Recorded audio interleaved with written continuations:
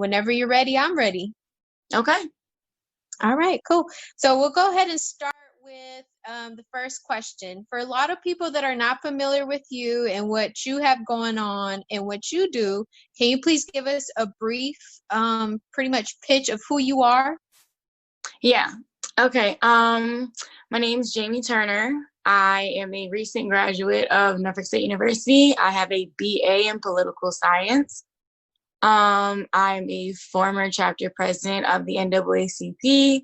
So I've been doing a lot of community organizing, mobilizing people, especially in the getting people out to the polls and getting out to vote, especially on my college campus. But currently I've moved to more grassroots organizing. I do work with this organization called FFDC.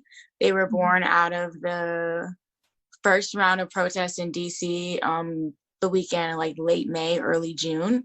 Yeah. We do a lot of like community work, mutual aid. We've organized protests. We've organized a vigil to honor fallen Black women. We try to give back to the community. And then me, like I said, I've been doing community and grassroots organizing since I was 19. I worked with VSPN, which is Virginia Student Power Network, New Virginia Majority, and of course NAACP. That's wonderful. That's really great. You know, the fact that you're out here and you're making change, and you've been doing it since you were 19. Wow, that's interesting. How'd you get into that? Honestly, I was just kind of thrown into it. That's typically how it goes down. It's really, I was just thrown into I've kind of always had like an activist spirit in me ever since just growing up Black, pretty much. But what really probably like sparked it when I was in high school, I actually led a week movement of pretty much Black Lives. I put up Black Lives Matter posters all over school with my best friend. I wasn't supposed to, so I got in trouble. They threatened to suspend me. Well, they threatened to not let me walk at graduation this my senior year, but I just kept putting them up. So eventually, they allowed me to restart the Black History Month program, because the reason it started was I felt like even though I was at a diverse school, my Blackness wasn't catered to. It was kind of like silence and hush hush. We only got an announcement for Black History Month that no one listened to. And I was like, this is not what my history is worth. So I got the Black History Month program restarted, where we taught people about everything about Black history, starting from Africa. Yeah. Wow, that's wild. The fact that they were trying to silence you, you know. Yeah, it was. You didn't give up though, you know. Yeah, I didn't give up. Yeah, I'm very persistent. yeah, and that's how it needs to be, you know. And I can tell that you're very driven, and that's very important nowadays, especially when you're causing change and you're wanting to see change. And you know, a lot of times some change can happen instantly, but other pieces of change take time. And you have to be patient and you have to be consistent. And the fact that you're very consistent is a great thing, because you need that. Yeah. So cool. So tell me, where are you from? Where's your family from? Where are you from? So I'm originally from Pittsburgh, Pennsylvania.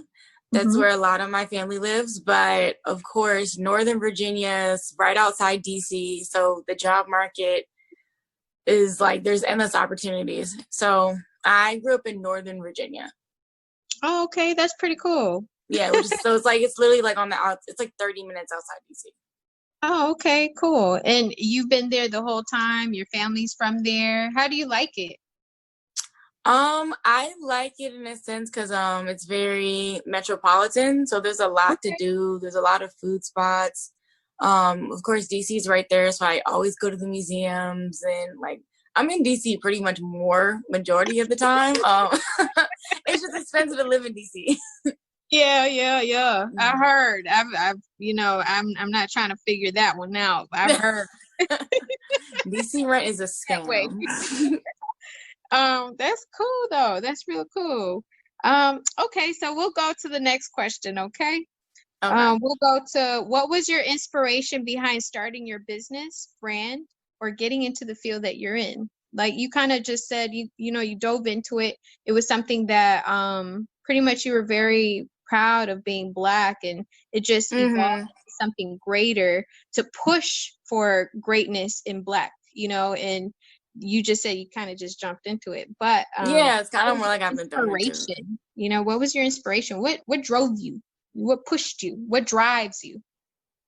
What drove me pretty much is, like I said, just being, like, literally being Black. So when I was younger, my dad has always made it a mission to educate me on issues that affect Black people, has always made sure I stayed grounded because I went to a diverse school. So Mhm. diversity doesn't always mean they're going to cater towards you. Diversity is also kind of something where it feels like they try to group you all together and not realize that, like, people are different and it's okay that people are unique.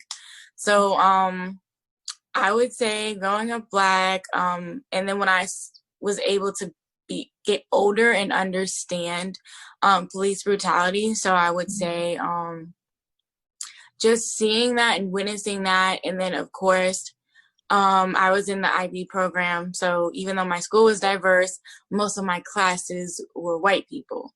Yeah. So I just always felt like I was being challenged. I was always being questioned of my intelligence. So, like, that drives me. That's what radicalizes me, is that, like, and seeing everything that's going on, like, I don't want other Black kids to go through what I've gone through or see what I've gone through. I want Black kids to be Black kids. I don't want them to have to grow up early, because when you're Black, you're never a kid. Yeah. You're seen as that grown face, that grown adult. You're Exactly. always seen as a grown woman. You're always seen as a grown man that did something as a grown man, or you look like a grown woman, so you're gonna be treated. Exactly. No, I'm still a young girl. No, I'm still a young boy. Whichever may be your Exactly. category. I'm still a little girl, and I never felt like I was a little girl. Yeah, and you know, the sad part is that that's the reality of things, and like you said, you don't want others to go through it. So the Mm-hmm. fact that you went through it and you had to understand that that's what it takes, and you're causing change to stop that for others Mm-hmm. coming behind us, that's the important part, because we paved the way for our youth, you know? So Right. that's good. That's really good. Okay, so my third question is, what was the journey like in getting to where you're at today? Very stressful. So when I started, of course, I started to radicalize myself, like probably my sophomore year of high school, and everyone else was kind of not on the same page as me. Mm, So it's like, to be very, like, you're trying to liberate your own mind, and you're very, like, more socially conscious, and you're not a surface level thinker. It's very frustrating to be the only one who seems to care about it. Because I mm, remember in high school, I was probably one of the few people who actually really took issues like that seriously. Everyone else just seemed to not care. I felt like I was always fighting all out wars by myself, especially because I'm very, like, social media savvy, so I always use, like, yeah. my platform to speak about it. I'm always felt like I was fighting all out wars by myself. It'd probably be like me and, like, one other person. So it's like that journey to basically waiting for everyone to catch up with you. Mm, Um, and it's frustrating because it's like you kind of feel like you're doing it alone. Even on my mm. college campus, I still felt like everyone else, like, I was waiting for them to play catch up. Yeah, So a waiting lot of for them this, to realize what the problem was so yeah. they can join the band, so you Yeah, can so have some support. so, like, going to a HBCU, people, of course, are very aware of Black issues, but because we are in a Black space, we don't worry too much about what's going on in the outside world, I would Mhm. say. So it's like they knew about it. So there's, like, other issues that I cared about. Like, I would organize events to educate people on things they didn't know about, because even though we were HBCU, school still doesn't teach you enough. So Oh I yeah, would that's hold, true. yeah, so I would I hold mean, there's events a about, difference. like, yeah, so I would hold events about, like, voter literacy, what to do when you get to the polls. I would do trainings on maybe if they wanted to register people to vote. I would do dorm storms, and I would go sit in people's dorms and, like, get them registered to vote. But I'd always be, like, one of the only ones who really cared. So, like, that journey of, like, getting there, and now finally in this moment, it really seems like everyone gets it. Right. It's been like amazing to see, because I don't judge people for being behind, because we were all ignorant at one point. Yeah, I mean, it happens. We all go through that Yeah. point where we don't know it all. We think we know it all. And then Yeah. there's soon down the road, there's someone that can help guide us into, oh, Yeah, because now the see, knowledge path. yeah, because now it's been beautiful to see that like everyone seems to be on the same page. Mm-hmm. Yeah. And that's how it needs to be. We all need to be, well, the advice that's given is hang out with like-minded individuals so you Mm-hmm. can excel and conquer your goals. Because as long as y'all are thinking the same, the goals are the same, and those goals are being met by the force, by the group, you Mm-hmm. tackle much more faster. And Right. that's the way to go. So Right. yeah, but it happens to all of us. We all go through the learning stage, and we all learn at the end of the day. Every day we learn something, so we Right. never stop learning. But I get what you're saying, to that point where you want to do something, it's in you to do something. You don't know how to go about it, but once you get on that Mm-hmm. right path, that's it. Exactly. That's it. All right. So I'm gonna ask you, do you have any mentors or anybody that you want to shout out, like any inspirations, like anybody that's like an inspiration to you, like a person? Oh yeah, for sure. Actually, people who inspire me are younger than me. That's the Oh, funny nice. thing. Yeah. There's my friend Nupal Kizulu. She is a activist from New York. She's the president of Black Lives Matter Greater New York. She's doing a lot of. She's been doing organizing since, I want to say, she's like 12 or something. Oh, wow. But yeah, even though she's younger than me, she inspires me so much, because she is so ambitious and she's a go-getter, and she's just created like a whole like platform for herself. She's always out on the front lines. She definitely inspired me to be more out on the front lines, because Oh, since I that's right. majored, yeah, since I majored in political science, I used to be more. I've always been very radical, but now I'm more focused on grassroots and building up communities more than I am about Exactly. politics now. Right. Because I realize that it's like you have to work on the people first.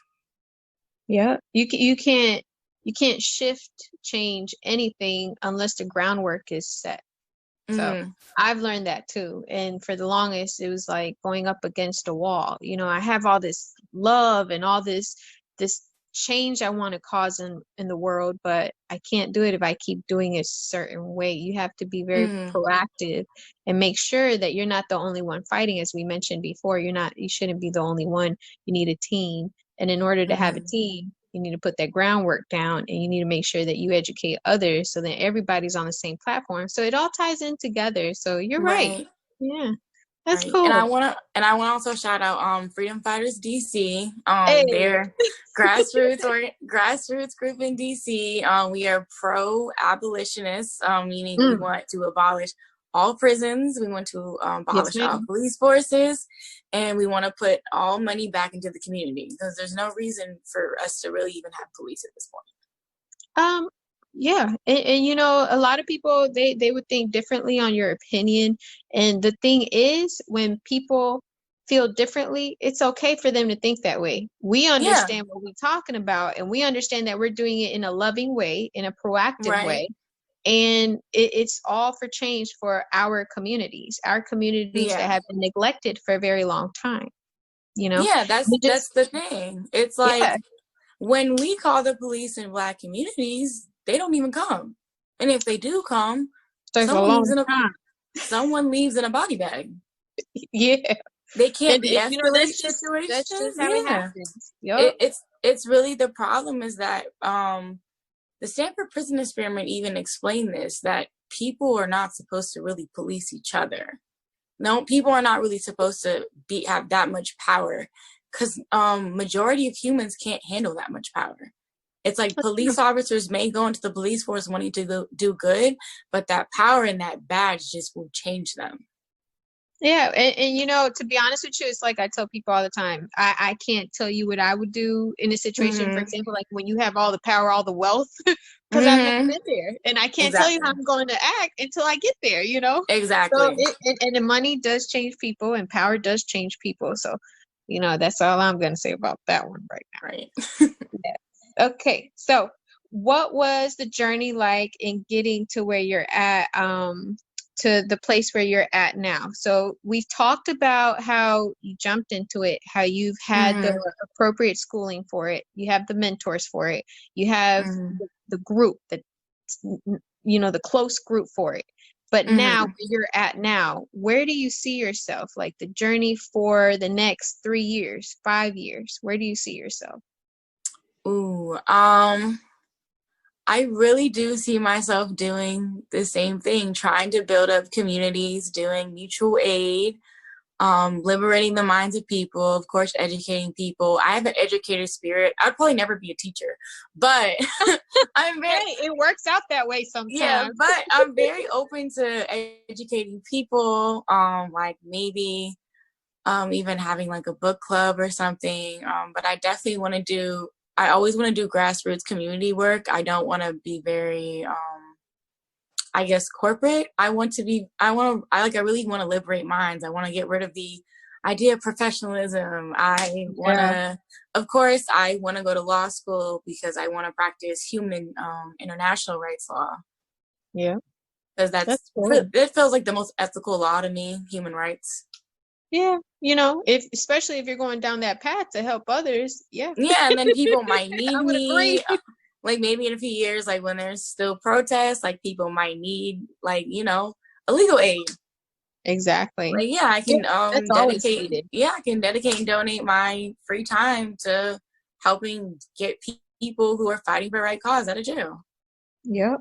And you know, especially now in this time that we're in right now, it's the time to be awakened and to awaken others. Mm, And you know, with a lot of individuals peacefully protesting and getting incarcerated for peacefully really protesting, protesting. they need to know how to navigate through the system to be able to come Hmm. home back to their families after they peacefully protested. So, Yeah, yeah. like I want people to know their rights. I want people to realize that like yeah, it's definitely like even peacefully protesting is dangerous, but like Yes, it is. it's extremely important to know your rights as a citizen and realize that the police really do not have certain powers, but they really try to access those powers that they don't even have Yep. access to. And that's the problem with the disconnect of the police and the community. Yeah, and then, you know, so much has been going on for so long that the trust between the community and law enforcement Mm-hmm. is not there. You know, in certain parts of the community or other communities, it might Mm-hmm. be there because the proper funding is there and the proper setup for them to be in the community is there. But when you look at communities that don't have the proper funding and the proper schooling, the education, the business upholding, Mm-hmm. you know, it just it doesn't mesh well. You know, the Exactly. trust.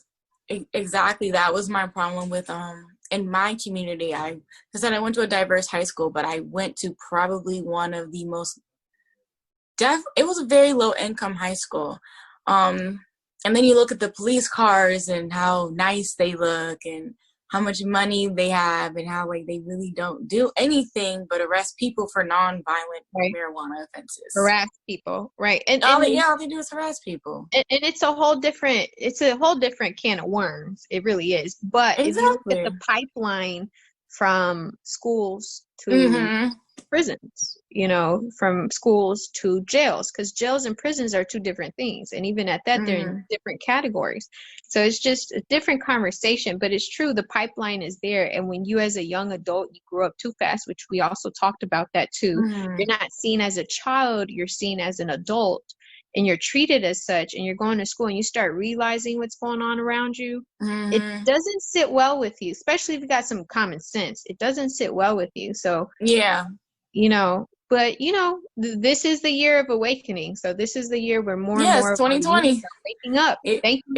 it really is vision. It really is the year of like visionaries. Like, Yes, it is. but Yes, it but yeah, is. that was my other problem was like my school was on paper shortages. Like at one point we ran out of paper, and the police budget is this high. Like you could have reallocated those resources so that we could at least buy some dang paper. Like what?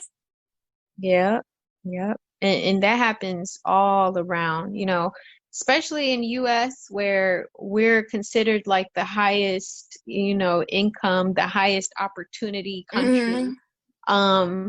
We go through it in our own neighborhoods, in our own brown and black neighborhoods. We go Mm-hmm. through it in the resources we lack, you know. But it's Right. time to change, and that's why, you know, it's important to talk to young, successful entrepreneurs and activists and shift changers like yourself to see how we're going to go about this change because we need it. So, my next question to you is what are some pros and cons that you have experienced in the line of work that you're doing? Pros, I would say building community, being around like-minded individuals, feeling like you really have a purpose and you're making a lot of change and that you're going to be a part of that change for the greater good, even though you may not see it in your lifetime. You want to make sure that people for generations to come are able to see the fruits of your labor. Right. Um, Cons, because I am on the front lines, Mm-hmm. police brutality. Yeah. Definitely. Police Yeah. brutality. You're protesting police brutality, but then the police are being they're using excessive force. Like I've been tear gas, I've been pepper sprayed and Mm, everything. So it's like just to see that, it's a con, but at the same time, like I know the risk. yeah, of course. I mean, I'm not saying you don't know it. It's just the fact that you even have to endure it. One, you're a female. You know, Exactly. we're women. We're more Mm-hmm. fragile. Two, you know, it's like, did you really have to use that force with me to let me know that you know, I'm executing my right as a U.S. citizen, first off, you know. Exactly. But, you know, what I'm learning is you can't let that hate boil up and turn into something ugly. You got to use that Mm-hmm. anger that you have and turn it into something positive, which you're clearly Right. doing. So thank you for what you do. It's not easy. No So problem. thank you. Yeah. Okay, so my next question to you is what advice would you give to those that aspire to do what you do and get into the industry that you're in? What are a few pieces of advice that you have for our young ones that are coming up? And not just young ones. What about our older heads that are out here that want to do something? They're like, we don't know what to Mm-hmm. do. And what about those older heads that are sitting at home? They're like, man, yes, for the young ones that are out there, I can't be out there, my knees hurt, or I can't. What can they do? Mm-hmm. You know, like what piece of advice do you have for them? Honestly, the older ones, there's so many petitions to sign online. So I could say you could sign petitions, you can donate, maybe like food to mutual aid, because mutual aid also does like food drives and everything. Like they give supplies to the community. So you can donate like toiletries and everything to mutual aid. You can donate like $1 to foundations and bail funds. That's for the older ones. For the young ones who want to get involved, the first step is to liberate your own mind, and to make sure like you know what you're fighting for and Mm, that you are prepared to fight for it. You have to essentially, I always say, like kill the white man in your head, and become more optimistic and imagine a freer world. mhm. Yeah. And that's great advice. You have to understand that everything starts within you. In order Exactly. to cause that energy of change and have positivity, has to come within you. You know, if you're not right, if you're not thinking straight, you don't have a plan, or you don't have yourself aligned, how can Mm-hmm. you execute anything? You know, so Right. And of course, I would say like find like a group of people or a mentor or something. Because all of us didn't just do this alone. Not at all. Like, many of us have been like inspired by someone, like we have someone older than us who has given us advice, or people, or like groups of people. We found like-minded individuals. Like it's not a solo fight. Mm-hmm. Yeah, that's true. And you know how they say it takes a tribe. It toma una comunidad entera. It takes a whole community to cause some Yeah, change. you have to find your tribe. That's what it is. Yeah, I mean, you know, and there's always people out there that's willing to help, whether advice or, like you said, donations, or just put in the work. And if you're about that life, make sure that you stick to it. Because once you dedicate yourself to it, you go in it with whatever comes with it. Exactly. You have to be Yeah. ready for, you have to roll with the punches. You have to be ready for, it's really, it's a crazy life. But it's so empowering. Yeah, it is. And you just have to make sure that you dedicate yourself to that. That's what you're doing. Because if that's not what you're doing, get out the game and make way for the people that are actually about it and are actually are about that action. Just move. That's all you got to do. If it ain't about you, move. Just move and educate yourself more. And then if you're ready to come back and do the work, then you can do that. Yeah. Right. That's true. Okay. So, last question. Where can people follow you? Where can people find you?